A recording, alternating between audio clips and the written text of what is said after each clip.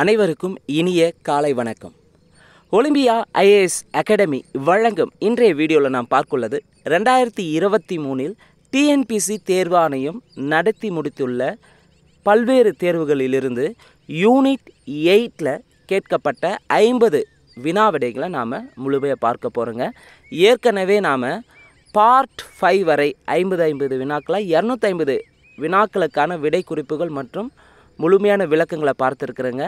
அந்த விடை குறிப்புகளை பார்க்காதவங்க டிஸ்கிரிப்ஷனில் யூனிட் 8க்கான பிளேலிஸ்ட் தரப்பட்டுள்ளது, தேவையானவங்க பார்த்துக்காங்க. மேலும் புதிதாக நம்ம சேனலை பார்க்குறவங்க மறக்காமல் சப்ஸ்கிரைப் பண்ணிட்டு பெல் சிம்பிளை கிளிக் பண்ணிவிடுங்க. நீங்கள் பெல் சிம்பிளை கிளிக் பண்ண தான் நாங்கள் தொடர்ந்து அப்லோட் பண்ணுற வீடியோஸ் உங்களுக்கு நோட்டிஃபிகேஷன் வரும். எந்த ஒரு வேலையை செய்தாலும் சரி, அதில் உங்களை முழுமையாக ஈடுபடுத்தி உங்கள் மீது முழுமையாக 100% இல்லாமல் 200% உங்கள் மீது நம்பிக்கை வைத்து அந்த வேலையை செய்யும்போது நிச்சயமாக உங்களுக்கானது கிடைத்தே தீரும். உங்களுக்கு வரக்கூடிய அப்கமிங்காக இருக்கக்கூடிய குரூப் 4 எக்ஸாமாக இருந்தாலும் சரி, குரூப் 2, 2A, குரூப் 1 எக்ஸாமாக இருந்தாலும் சரி, நிச்சயமாக உங்களால் முடியும் அப்படின்றத உங்கள் மீது நீங்கள் முழுமையாக நம்புங்க. வெளியிலிருந்து 1000 விமர்சனங்கள் வந்தாலும் அல்லது முடியாது அப்படின்ற சொன்னாலும் அதை எதுவுமே காதல் வாங்காமல் நம்முடைய இலக்கு அப்கமிங்காக வரக்கூடிய குரூப் 4 எக்ஸாமில் ஒரு போஸ்டிங் வாங்கணும். அதுவும் குறிப்பாக சொந்த மாவட்டத்தில் போஸ்டிங் செலக்ட் பண்ணணும் அப்படின்னு சொல்லிட்டு உங்களுடைய ப்ரிப்பரேஷனை இன்னும் வலிமையாக மாற்றுங்க. உங்களுடைய மனநிலையை ஸ்ட்ராங்காக வச்சுக்கோங்க. அதுதான் ரொம்ப ரொம்ப முக்கியமானது. வெற்றிக்கு அடிப்படையே உங்களுடைய எண்ணங்கள், உங்களுடைய செயல்கள், உங்களுடைய சொல் மூன்றும் ஒரே சிந்தனையில் ஒரே நேர்கோட்டில் பயணிக்கும்போது உங்களுடைய வெற்றி மிக விரைவாக வந்து சேரும். வாங்க வீடியோஸ்குள்ளே போகலாம். பின்வரும் துறைமுகங்களில் சங்ககால துறைமுகம் இல்லாத நகரம் எதுன்னு கேட்டிருக்காங்க. ஸோ அப்போ சங்ககால துறைமுகங்கள்னாவே புகார், கொர்க்கை, தொண்டி வரும். உறையூர் பார்த்திங்கன்னா சங்ககால துறைமுகங்களில் பொருந்தாது. கேள்வி 2, மன்னனை இறை என்று குறிக்கும் வார்த்தையை பயன்படுத்தியவர் யார்? மன்னனை இறை என்று குறிக்கும் வார்த்தையை பயன்படுத்தியவர் திருவள்ளுவர். கேள்வி 3, திறனறிந்து சொல்லுக சொல்லை அறனும் பொருளும் அதனின் ஓங்கு இல். திறனறிந்து சொல்லுக சொல்லை அறனும் பொருளும் அதனின் ஓங்கு இல் என்ற குறள் இடம்பெற்றுள்ள அதிகாரம். குறளை கேட்டு அதில் என்ன அதிகாரத்தில் இடம்பெற்றிருக்குன்னு கேட்டிருக்காங்க. சொல்வன்மை அதிகாரம். கேள்வி 4, ஒரு நல்ல நாட்டிற்கு அழகு எதுவென திருவள்ளுவர் கூறுகிறார்? ஒரு நல்ல நாட்டிற்கு அழகு எதுவென திருவள்ளுவர் கூறுகிறார்? செல்வமும் விளைச்சலும். செல்வமும் விளைச்சலும் தான் ஒரு நல்ல நாட்டிற்கு அழகு என்று வள்ளுவர் குறிப்பிடுகிறார். கேள்வி 5, பின்வரும் கூற்றுக்கு பொருத்தமான குறளை எழுதுகன்னு கேட்டிருக்காங்க. மரங்கள் தமக்காக வாழாது பிறர்க்காகவே வாழ்கின்றன. இந்த ஜீவன்களுக்கு மனிதர்கள் செய்யும் கொடுமை இழுத்தும் பறித்தும் வெட்டியும் வளைத்தும் உடைத்தும் முடமாக்கி விடுகிறார்கள். அடியோடு வெட்டி அழித்தே விடுகிறார்களே. இப்படி கொடுமை செய்யும் மனிதர்களுக்கு தாவரங்கள் புகட்டும் பாடம் ஒப்பற்ற உயர்ந்த பாடம். இதுக்கான பொருத்தமான குறள் என்னன்னு கேட்டிருக்காங்க. இன்னா செய்தாரை ஒருத்தல் அவர்னான நன்னையும் செய்துவிடல். இன்னா செய்தாரை ஒருத்தல் அவர்னான நன்னையும் செய்துவிடல். கேள்வி 6, ஜி போப் ஆங்கிலத்தில் மொழிபெயர்த்த முதல் தமிழ் நூல் எது? ஜி போப் ஆங்கிலத்தில் மொழிபெயர்த்த முதல் தமிழ் நூல் எதுன்னு பார்த்தீங்கன்னா திருக்குறள் தான். கேள்வி 7, இரத்தம் ஒரே நிறம் என்னும் வரலாற்று புதினத்தை எழுதியவர் யார்? இரத்தம் ஒரே நிறம் என்னும் வரலாற்று புதினத்தை எழுதியவர் சுஜாதா. கேள்வி 8, பக்தி இயக்கம் மக்கள் இயக்கமாக இவரால் ஆக்கப்பட்டது. பக்தி இயக்கம் பார்த்திங்கன்னா மக்கள் இயக்கமாக யாரால் மாற்றப்பட்டதுன்னா திருஞான சம்பந்தரால். கேள்வி 9, ஒருவனை ஒருவன் அடுதலும் தொலைதலும் புதுவது அன்று இவ்வுலகத்து இயற்கை என்று பாடியவர் யார்? ஒருவனை ஒருவன் அடுதலும் தொலைதலும் புதுவது அன்று இவ்வுலகத்து இயற்கை என்று பாடியவர் இடைக்குன்றூர் கிழார். இடைக்குன்றூர் கிழார். கேள்வி 10, கோடிட்ட இடத்தை நிரப்புக. சீன மிசிரம் யவனரகம் இன்னும் தேச பலவும் புகழ்வீசி கலை ஞானம் படைத்தொழில் வாணிபம் மிக நன்று வளர்ந்த தமிழ்நாடு. சீன மிசிரம் யவன ரகம் இன்னும் தேச பலவும் புகழ் வீசி கலை ஞானம் படைத்தொழில் வாணிபமும் மிக நன்று வளர்ந்த தமிழ்நாடு. கேள்வி 11. செந்தமிழ் தேனி சிந்துக்கு தந்தை குவிக்கும் கவிதை குயில் இந்நாட்டினை கவிழ்க்கும் பகையை கவிழ்க்கும் கவியரசு. இந்த பாடலோடு தொடர்புடைய இருவர் யார்? யார்னா பாரதியார், பாரதிதாசன். பாரதியாரை பற்றி பாரதிதாசன் பாடியுள்ள பாடல்தான். செந்தமிழ் தேனி சிந்துக்கு தந்தை குவிக்கும் கவிதை குயில் இந்நாட்டினை கவிழ்க்கும் பகையை கவிழ்க்கும் கவியரசு. இந்த பாடலோடு தொடர்புடைய இருவர் யார்னா பாரதியார், பாரதிதாசன். கேள்வி 12. ராமாயணத்தில் சுந்தரன் என்னும் பெயரால் அழைக்கப்படுபவர் யார்? ராமாயணத்தில் சுந்தரன் என்னும் பெயரால் அழைக்கப்படுபவர் அனுமன். கேள்வி 13. தமிழ்நாட்டின் ரூசோ என்று அழைக்கப்படுபவர் யார்? தமிழ்நாட்டின் ரூசோ என்று அழைக்கப்படுபவர் தந்தை பெரியார். கேள்வி 14. கோடிட்ட இடத்தை நிரப்புக. நெருநல் உளனொருவன் இன்றிலை என்னும் பெருமை உடைத்து இவ்வுலகு. நெருநல் உளனொருவன் இன்றிலை என்னும் பெருமை உடைத்து இவ்வுலகு. கேள்வி 15. செல்விருந்து ஓம்பி வரவிருந்து பார்த்திருப்பான் நல்விருந்து வானத்தவர்க்கு. செல்விருந்து ஓம்பி வருவிருந்து பார்த்திருப்பான் நல்விருந்து வானத்தவர்க்கு. இக்குறள் கூறும் இடைவிடாத கடமை எது? இக்குறள் கூறும் இடைவிடாத கடமை எதுன்னு பார்த்தீங்கன்னா விருந்தோம்பலை பற்றி குறிப்பிடுகிறது. ஹாஸ்பிட்டாலிட்டி. கேள்வி 16. அறிவுடையவரின் நட்பு பிறைமதி போல நிறைந்து வருவது என கூறும் வள்ளுவர் யாருடைய நட்பு முழுமதி தேய்வதை போன்றது? யாருடைய நட்பு முழுமதி தேய்வதை போன்றதுன்னா அறிவில்லாதார் நட்பு. கேள்வி 17. எல்லா பொருளும் இதன்பாலுள இதன்பால் இல்லாத எப்பொருளும் இல்லையால் என்று திருக்குறளை சிறப்பிப்பவர் யார்? எல்லா பொருளும் இதன்பாலுள இதன்பால் இல்லாத எப்பொருளும் இல்லையால் என்று திருக்குறளை சிறப்பிப்பவர் மதுரை தமிழ் நாகனார். மதுரை தமிழ் நாகனார். கேள்வி 18. கிண்டலாக அறிவுரை சொல்கின்ற ஒரு வகை வாய்மொழி இலக்கியத்தின் பெயர் என்ன? கிண்டலாக அறிவுரை சொல்கின்ற ஒரு வகை வாய்மொழி இலக்கியத்தின் பெயர் சொலவடை. கேள்வி 19. திருப்பனந்தாள் காசி மடத்தை நிறுவியவர் யார்? திருப்பனந்தாள் காசி மடத்தை நிறுவியவர் குமரகுருபரர்.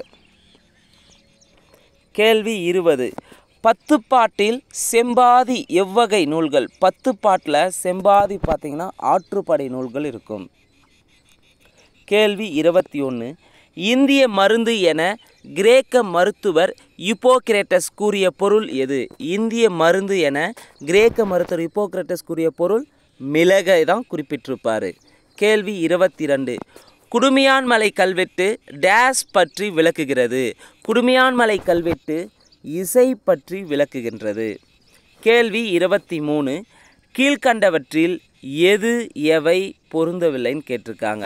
பெருங்கற்கால புதையல் எங்கே கிடைச்சிருக்குன்னு பார்த்தீங்கன்னா சித்தனவாசலில் கிடைச்சிருக்கும். தாலி புதையல் மல்லப்பாடியில் கிடைச்சிருக்கானா? கிடையாது. கண்ணாடி தொழிற்சாலை காரைக்காடில் கிடைத்திருக்கும். இசைக்கல்வெட்டு அறச்சொல்லரானா இசைக்கல்வெட்டு அறச்சொல்லர் கிடையாது. குடுமியான் கல்வெட்டு வரும் இசைக்கல்வெட்டு. அப்போது இங்கே கேள்வி என்னென்னா கீழ்கண்டத்தில் எவை பொருந்தவில்லைன்னு கேட்டிருக்காங்க. 2ம் 4ம் பொருந்தவில்லை. கேள்வி 24. கீழ்கண்டவற்றை பொறுத்துக. இலக்கியம் பார்த்திங்கன்னா மக்கள் வாழ்வியலை பற்றி குறிப்பிடுகிறது. சிலப்பதிகாரம் உரிமை சுற்றத்தை குறிப்பிடுகிறது. கலித்தொகை பார்த்திங்கன்னா மக்கள் உணவு பழக்க வழக்கங்களை குறிப்பிடுகிறது. மலைபடு சரி மாற்றி சொல்லியிருக்கேன். அது ஹெட்டிங் இலக்கியம் life style of the people மக்கள் வாழ்வியலை குறிக்கக்கூடியது. இலக்கியத்தில் சிலப்பதிகாரம் உரிமை சுற்றத்தை குறிப்பிடுகிறது. கலித்தொகை பார்த்திங்கன்னா கலித்தொகை அடிமை முத்திரை இடலை குறிப்பிடுகிறது. கலித்தொகை அடிமை முத்திரை இடலை குறிப்பிடுகிறது. மலைபடுகடாம் பார்த்திங்கன்னா மக்கள் உணவு பழக்க வழக்கங்களை குறிப்பிடுகிறது. மலைபடுகடாம். நெடுநல்வாடை பார்த்திங்கன்னா அரண்மனையின் ஆடம்பர உபகரணங்களை பற்றி குறிப்பிடுகிறது. நெடுநல்வாடை ஆபரண உபகரணங்களை பற்றி குறிப்பிடுகிறது. சிலப்பதிகாரத்தின் ஆசிரியர் இளங்கோவடிகள். மலைப்படுகாலத்தின் ஆசிரியர் கடலூர் உருத்திரங்கனார். நெடுநல்வாடையின் ஆசிரியர் நக்கீரர். ஸோ சிலப்பதிகார உரிமை சுற்றத்தை பற்றி குறிப்பிடுகிறது. கலித்தொகை, அடிமை முத்திரையிடுதல், மலைபடுகடாம், மக்கள் உணவு பழக்க வழக்கம். நெடுநல்வாடை பார்த்திங்கன்னா அரண்மனையின் ஆடம்பர உபகரணங்களை பற்றி குறிப்பிடுகிறது. கேள்வி 25. பின்வரும் எந்த கல்வெட்டில் தமிழ் கூட்டமைப்பின் சீர்குலைவு பற்றி குறிப்பிடுகின்றது? பின்வரும் எந்த கல்வெட்டில் தமிழ் கூட்டமைப்பின் சீர்குலைவு பற்றி குறிப்பிடுதுன்னா காரவேலரின் அதிகும்பா கல்வெட்டில் குறிப்பிடுகிறது. காரவேலனுடைய அதிகும்பா கல்வெட்டு தமிழ் கூட்டமைப்பு சீர்குலைவை பற்றி குறிப்பிடுகிறது. அலகாபத்தூன் சமுத்திரகுப்தரது. அடுத்து பார்த்திங்கன்னா ஜுனாகத் ருத்ரராமனுடைய கல்வெட்டு. மெக்ருல் இரும்புத்தூன் 2ஆம் சந்திரகுப்தருடைய கல்வெட்டு. கேள்வி 26. பின்வருவனற்றுள் சரியானதை பொறுத்துகன்னு கேட்டிருக்காங்க. நம்ம ஆல்ரெடி சொன்ன மாதிரி அகழ்வாய்வு செய்யப்படும் இடங்கள் குறிப்பாக தமிழ்நாட்டில் எங்கெல்லாம் இருக்குது, எந்த மாவட்டத்தில் இருக்குதுன்னு கேட்டிருக்காங்க. அதில் ஏற்கனவே நம்ம பார்த்துருக்கோங்க. தொடர்ந்து பெரும்பாலை எந்த மாவட்டத்தில் இருக்குன்னா தருமபுரி மாவட்டத்தில் தான் இருக்குது. அப்போது ஒன்று சரியாக பொருந்துள்ளது. மயிலாடும்பாறை தூத்துக்குடி மாவட்டம்னா தூத்துக்குடி மாவட்டம் கிருஷ்ணகிரி வருங்க. தப்பு, 2 தப்பாக இருக்குது. 3 சிவகலை கிருஷ்ணகிரி மாவட்டமானா கிருஷ்ணகிரி மாவட்டம் கிடையாது, சிவகலை தூத்துக்குடி மாவட்டம் வந்திருக்கணும். 2 மாறி இருக்குது. அடுத்து துலுக்கர்பட்டி திருநெல்வேலி மாவட்டம். பெரும்பாலை தருமபுரி மாவட்டம், மயிலாடும்பாறை கிருஷ்ணகிரி மாவட்டம் வந்திருக்கணும், இங்கே மாறி தந்திருக்காங்க. சிவகலை தூத்துக்குடி மாவட்டத்தில் வந்திருக்கணும், இங்கே மாறி இருக்குது. துலுக்கர்பட்டி திருநெல்வேலி மாவட்டம். அப்போது பின்னொற்றில் சரியானது எதுன்னு பார்த்தீங்கன்னா 1 மற்றும் 4. நிச்சயமாக இந்த அகழ்வாய்வு செய்யப்படும் இடங்கள் மாவட்டங்கள்லேருந்து கண்டிப்பாக ஒரு கேள்வி இருக்குது. நாம் தொடர்ந்து பார்த்துட்டே இருக்கிறோங்க. ஸோ அதை நோட்ஸ் எடுத்து வச்சுக்காங்க. எந்தெந்த மாவட்டத்தில் எந்தெந்த இடத்துல அகழ்வாய்வு செய்கிறாங்க அப்படின்றத பார்த்துக்கோங்க. 27வது கேள்வி. ஓவாமலை தொல்லியலிடம் எங்கு அமைந்துள்ளது? ஓவாமலை தொல்லியலிடம் எங்கு அமைந்துள்ளதுன்னா மதுரையில் அமைந்துள்ளது. கேள்வி 28. அத்திரம்பாக்கத்தில் கண்டுபிடிக்கப்பட்ட கற்கருவிகள் டேஸ் காலத்தைச் சேர்ந்தவை? அத்திரம்பாக்கத்தில் கண்டுபிடிக்கப்பட்ட கற்கருவிகள் இடை கற்காலத்தைச் சேர்ந்தவை, மீசோலித்திக் ஏஜை சேர்ந்தது. அத்திரம்பாக்கத்தில் கண்டுபிடிக்கப்பட்ட கற்கருவிகள் இடை கற்காலத்தைச் சேர்ந்தவை. கேள்வி 29. கீழ்கண்டவைகளில் தமிழ் மன்னர்களின் கூட்டமைப்பை தெரிவிக்கும் கல்வெட்டு. இதுக்கு முன்னே ஒரு கொஸ்டின் டைரெக்டாக பின்வரத்தில் எந்த கல்வெட்டு தமிழ் மன்னர்கள் கூட்டமைப்பு கல்வெட்டை தெரிவிக்கும் கேட்டிருந்தாங்க. அதே தான் ரிப்பீட்டட் ஆகிருக்கு. தமிழ் மன்னர்களின் கூட்டமைப்பை தெரிவிக்கும் கல்வெட்டு அதிகும்பா கல்வெட்டு. தமிழ் மன்னர்களின் கூட்டமைப்பை தெரிவிக்கும் கல்வெட்டு காரவேலனின் அதிகும்பா கல்வெட்டு தான் குறிப்பிடுகிறது. கேள்வி 30. பழங்கற்கால கருவிகள் என்பது 1 ஈட்டிகள், 2 கூர்மையான முனைகள் கொண்ட வட்டமான கற்கள், 3 இருபுறமும் கூர்மையான கத்திகள், 4 முட்டை வடிவில் கூர்மையான கருவிகள். இதில் எது சரின்னு கேட்டிருக்காங்க. பழங்கற்கால கருவிகள்னாவே ஈட்டிகள், கூர்மையான முனைகள் கொண்ட வட்டமான கற்கள், இருபுறமும் கூர்மையான கத்திகள், முட்டை வடிவில் கூர்மையான கருவிகள். இவை அனைத்துமே சரி. ஆலங்குளம் அகழ்வாராய்ச்சியிடம் எந்த மாவட்டத்தில் உள்ளது? ஸோ கண்டிப்பாக ரிப்பீட்டடாக கேட்டிருக்காங்க. நம்ம இப்போ பார்த்தீங்கன்னா அகழ்வாய்வு தொடர்பானது எந்த மாவட்டத்தில் இருக்குன்னு 3 கேள்வி பார்த்துருக்காங்க. வெவ்வேறு எக்ஸாம்லேருந்து கொடுத்துருக்காங்க. ஸோ ஆலங்குளம் அகழ்வாராய்ச்சியிடம் ராமநாதபுரம் மாவட்டத்தில் உள்ளது. ஆலங்குளம் அகழ்வாராய்ச்சியிடம் ராமநாதபுரம் மாவட்டத்தில் உள்ளது. 100% ஒரு கேள்வி அகழ்வாய்வு செய்யப்பட்ட இடங்கள்ந்து கண்டிப்பாக எதிர்பார்க்கலாம். அது ரீசெண்டாக எந்தெந்த இடத்துல அகழ்வாய்வு செய்திருக்காங்க அப்படின்றதையும் நம்ம ஆல்ரெடி பார்த்துருக்குறோங்க. தெளிவாக ரைட் பண்ணி வச்சுக்கோங்க. அடுத்த கேள்வி. தொல்பொருள் ஆராய்ச்சி இடங்களை பொறுத்துக. ரிப்பீட்டடான இன்னொரு கேள்வி. ஆதிச்சநல்லூர் எங்கே இருக்குதுன்னு பார்த்தீங்கன்னா தூத்துக்குடி மாவட்டம். மாங்குளம் எங்கே இருக்குதுன்னு பார்த்தீங்கன்னா மதுரை மாவட்டம். கொடுமணல் எங்கே இருக்குதுன்னு பார்த்தீங்கன்னா ஈரோடு மாவட்டம். கீழடி சிவகங்கை மாவட்டம். ஆதிச்சநல்லூர் தூத்துக்குடி மாவட்டம், மாங்குளம் மதுரை, கொடுமணல் ஈரோடு மாவட்டம், கீழடி சிவகங்கை மாவட்டம். கேள்வி 33. சோழர்களை பற்றி குறிக்கும் முதல் கல்வெட்டு எது? சோழர்களை பற்றி குறிக்கும் முதல் கல்வெட்டு எதுனா அசோகரினுடைய 13வது பாறை கல்வெட்டு தான் சோழர்களை பற்றி குறிக்கும் முதல் கல்வெட்டு ஆகும். சோழர்களை பற்றி குறிக்கும் முதல் கல்வெட்டு அசோகரின் 13வது பாறை கல்வெட்டு. கேள்வி 34. திருக்குறளின் சில பகுதிகளை முதலில் ஆங்கிலத்தில் மொழிபெயர்க்க துணிந்தவர் யார்? திருக்குறளின் சில பகுதிகளை முதலில் ஆங்கிலத்தில் மொழிபெயர்க்க துணிந்தவர் நேதனியல் எட்வர்ட் கிண்டர்ஸ்லி. நேதனியல் எட்வர்ட் கிண்டர்ஸ்லி என்பவர் தான் திருக்குறளின் சில பகுதிகளை முதலில் ஆங்கிலத்தில் மொழிபெயர்க்க துணிந்திருப்பார். கேள்வி 35. குடுமியான்மலை கல்வெட்டில் காணப்படும் பரிவாதினி என்ற சொல் எதை குறிப்பிடுகிறது? குடுமியான்மலை கல்வெட்டில் காணப்படும் பரிவாதினி என்ற சொல் பார்த்தீங்கன்னா வீணையை குறிப்பிடுகிறது. கேள்வி 36. கீழ்கண்டவற்றில் சங்ககால பெண்கள் நெற்றியில் அணியும் நகைகளில் அடங்காதது எது? அப்போ சங்ககால பெண்கள் நெற்றியில் எந்தெந்த அணிகலன்களை அணிந்திருந்தாங்க அப்படின்னு தெரிஞ்சிருந்தால் மட்டும்தான் நம்மளால் ஒமிட் பண்ணவே முடியும். ஸோ சங்ககால பெண்கள் நெற்றியில் அணிந்திருந்த நகைகள் பார்த்திங்கன்னா வயந்தகம் சரி, புல்லகம் சரி, மகர பகுவை சரி.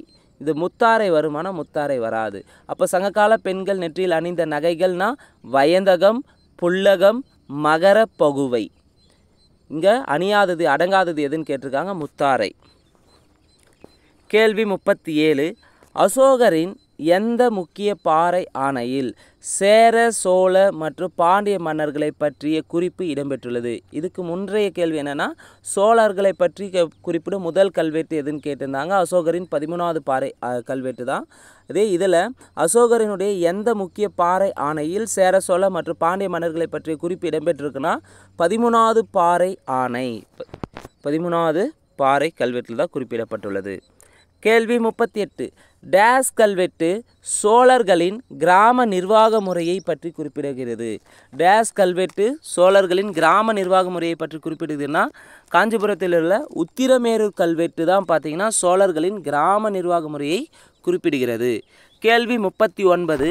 யவனப்பிரியா என்ற சொல் டேஸை குறிக்கிறது? யவனப்பிரியா என்ற சொல் மிளகை குறிக்கிறது. கேள்வி 40. படையாட்சியர் டேஸ் வகுப்பினர்? படையாட்சியர் என்பவங்க எந்த வகுப்புனா போராளிகள். படையாட்சியர் போராளிகள் வகுப்பினர். கேள்வி 41. நிலப்பகுதிகளை அதோடு தொடர்புடைய விலங்குகளுடன் பொறுத்துக.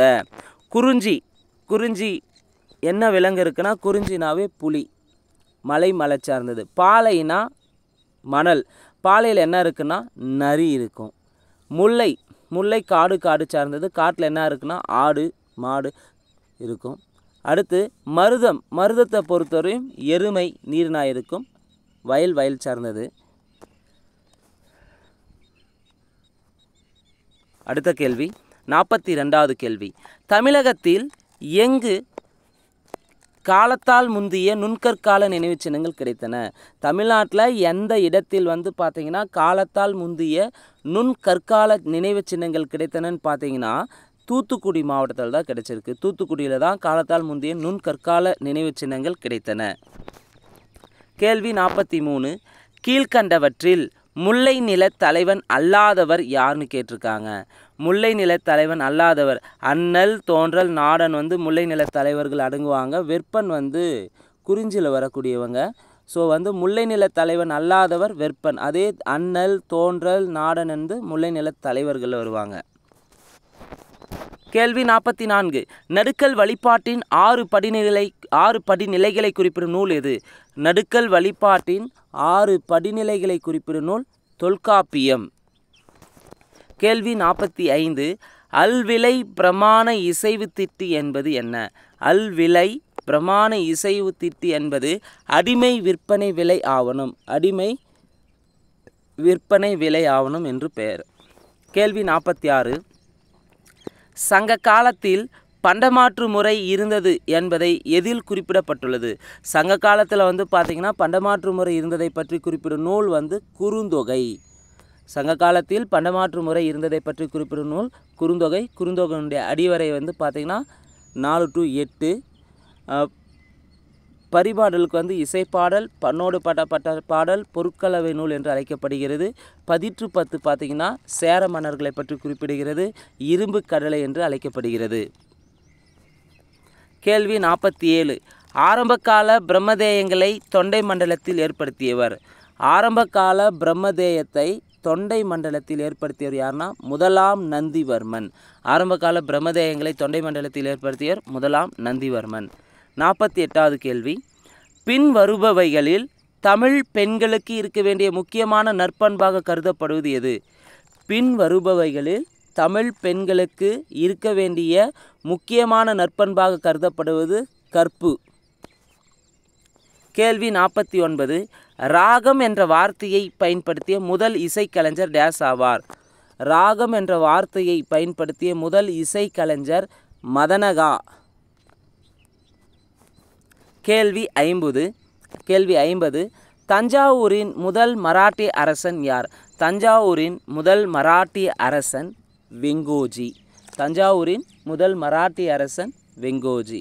இந்த வீடியோவில் பார்த்தீங்கன்னா 50 வினா விடைகளுக்கான விடை குறிப்புகளை பார்த்துருக்குறோம். இந்த வீடியோ உங்களுக்கு பிடிச்சிருந்தா லைக் பண்ணுங்கள், கமெண்ட் பண்ணுங்கள். மறக்காமல் டிஎன்பிசி எக்ஸாமுக்கு ப்ரிப்பேர் பண்ணுற உங்கள் ஃப்ரெண்ட்ஸ்க்கு ஷேர் பண்ணுங்கள். கம்மிங் சண்டே வந்து பார்த்திங்கன்னா ஒலிம்பியா ஐஏஎஸ் அகாடமி சார்பாக பார்த்திங்கன்னா இலவச முழு மாதிரி தேர்வு நடைபெற உள்ளது. இந்த இலவச முழு மாதிரி தேர்வில் கலந்து கொள்ள விருப்பம் இருக்கிறவங்க 8489670372 என்ற நம்பரில் ரிஜிஸ்ட்ரேஷன் பண்ணிக்கோங்க. நிச்சயமாக இந்த இலவச முழு மாதிரி தேர்வு அப்கமிங்காக வரக்கூடிய குரூப் 1 எக்ஸாமுக்கு பயனுள்ளதாக இருக்கும். நன்றி, வணக்கம்.